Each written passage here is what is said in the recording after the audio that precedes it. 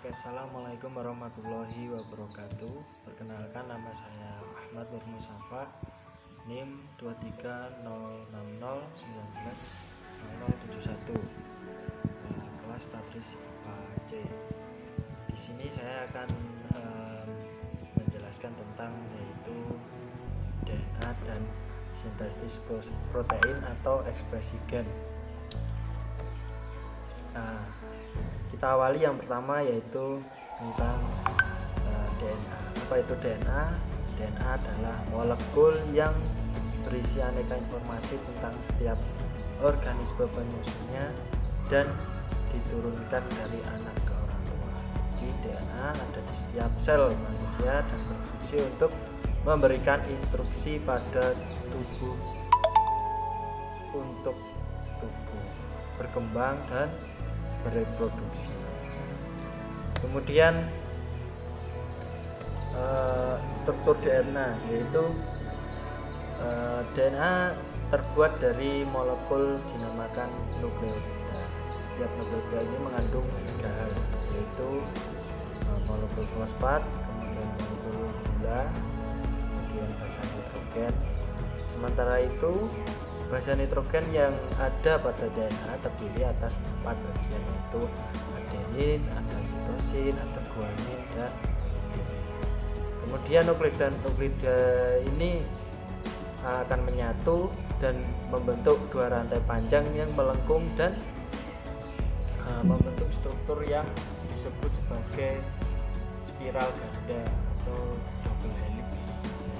Struktur double helix inilah yang biasa kita lihat pada gambaran di struktur DNA. Kemudian selanjutnya yaitu fungsi DNA adalah menjaga kelangsungan kehidupan. Jadi DNA memiliki fungsi yang krusial bagi tubuh manusia. Molekul ini berisikan berbagai perintah yang diperlukan oleh sebuah organisme seperti manusia, tumbuhan, atau burung dan sebagainya, untuk instruksi tumbuhan berkembang, bereproduksi, disimpan dalam urutan pasangan basa Indonesia. Kemudian sel dalam tubuh akan membaca kode lalu akan diproses dan hasil berupa protein yang berperan penting dalam pertumbuhan dan kelangsungan hidup. Urutan DNA yang berisi informasi untuk membentuk protein ini bisa disebut dengan gen. Kemudian dalam protein juga terdapat berbagai kombinasi asam amino. Protein ini harus ditempatkan bersama dan dalam urutan yang tepat. Hasilnya berupa struktur serta fungsi unik di dalam tubuh tiap organisme. Kemudian materi yang selanjutnya yaitu sintesis protein. Sintesis protein itu? Sintesis protein adalah proses pembentukan asam amino berdasarkan kode genetik yang terdapat pada DNA, yaitu berupa urutan basa nitrogen. Makna sintesis protein sendiri adalah proses di mana sel-sel individu membentuk protein. Kemudian proses sintesis atau pembentukan protein memerlukan adanya molekul RNA yang merupakan materi genetik di dalam kromosom serta DNA sebagai pembawa sifat keturunan. Kemudian informasi genetik pada double helix DNA berupa kode sandi atau kode genetik. Kode sandi tersebut nanti akan dibawa atau dicetak untuk membentuk RNA. Dan informasi kode sandi RNA akan dirangkai menjadi asam amino polipeptida sampai terbentuk protein. Kemudian proses sintesis protein ini terbagi menjadi 2, yaitu proses transkripsi dan proses translasi.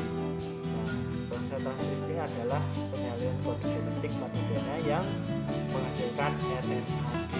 Dan proses ini terjadi di dalam nukleus. Kemudian proses translasi.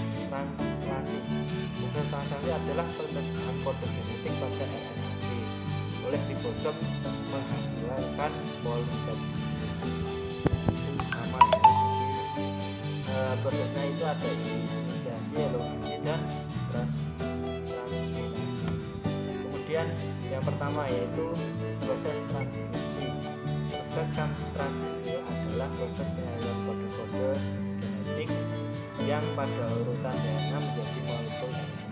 Transkripsi adalah proses yang mengawali ekspresi sifat-sifat genetik yang nantinya akan muncul sebagai fenotip.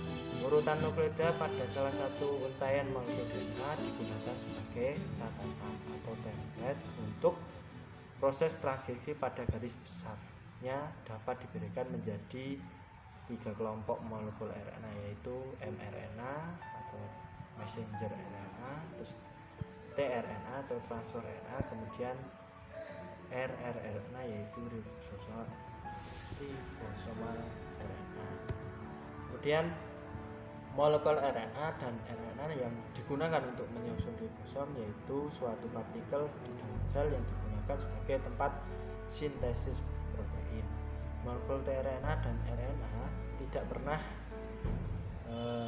translasi karena molekul yang digunakan adalah RNA-nya itu sendiri. Salah satu pita DNA tunggal mencetak mRNA, pita tersebut dinamakan pita sense. Sedangkan pita yang tidak mencetak mRNA disebut pita antisense. mRNA yang telah dicetak kemudian keluar dari inti sel melalui pori-pori nukleus masuk ke dalam sitoplasma yang susunan 3 basan mRNA komplementer dan susunan 3 buah pita sense DNA. Kemudian sintesis RNA itu selalu terjadi menurun arah 5 ke 3. Transkripsi akan berakhir jika RNA polimerase mentranskripsi urutan DNA terminator yang berfungsi sebagai sinyal translasi. Dalam proses transkripsi beberapa komponen utama yang terlibat adalah satu, yaitu urutan DNA yang akan ditranskripsi atau cetakan atau template, kemudian enzim RNA polimerase, kemudian faktor-faktor transkripsi dan prekursor untuk sintesis RNA. Dan urutan DNA transkripsi adalah gen yang ditranskripsikan. Secara garis besar, gen dapat diberi batasan sebagai suatu urutan DNA yang mengkode urutan lengkap asam amino untuk polipeptida dan molekul RNA tertentu. Gen yang lengkap terdiri atas 3 bagian utama, yaitu daerah pengendali atau regulatory regions yang secara umum disebut promoter. Kemudian bagian struktural dan terminator atau promoter adalah bagian gen yang berperan dalam mengendalikan proses transkripsi dan terletak pada ujung. Kemudian proses selanjutnya yaitu translasi. Translasi merupakan pemindahan informasi genetik dari RNA dan membentuk protein yang sesuai. Pada proses ini terjadi penerjemahan informasi genetik yang berupa serangkaian kodon di sepanjang molekul mRNA oleh tRNA menjadi asam amino.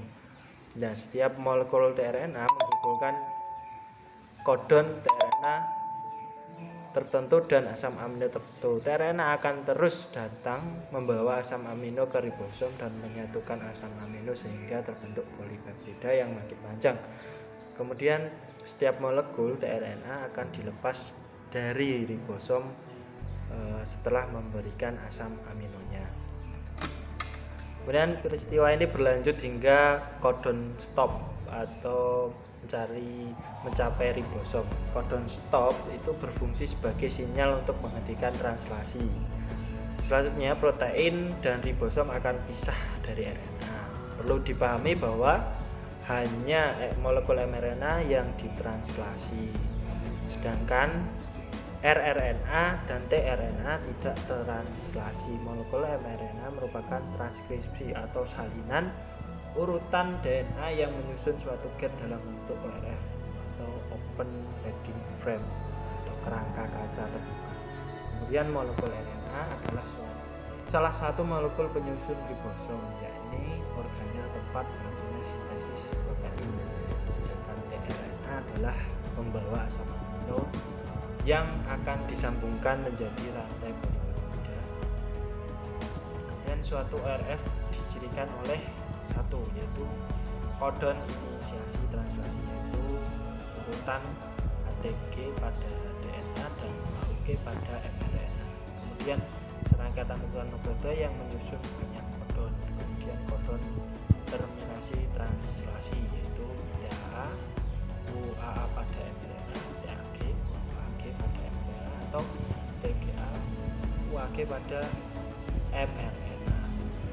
Dan selanjutnya yaitu translasi berlangsung di dalam ribosom. Nah, ribosom disusun oleh molekul-molekul RNA yang ada beberapa zat protein. Nah, ribosom tersusun atas dua subunit, yaitu subunit kecil dan subunit besar. Nah, pada zat prokariot, subunit kecil mempunyai koefisien cm sebesar 30s unit Schaefer. Sedangkan unit besar berukuran 15s. Tapi pada saat dua unit tersebut digabung, koefisien Cl adalah 70s. Nah, ini adalah ukuran-ukuran untuk RNA ya.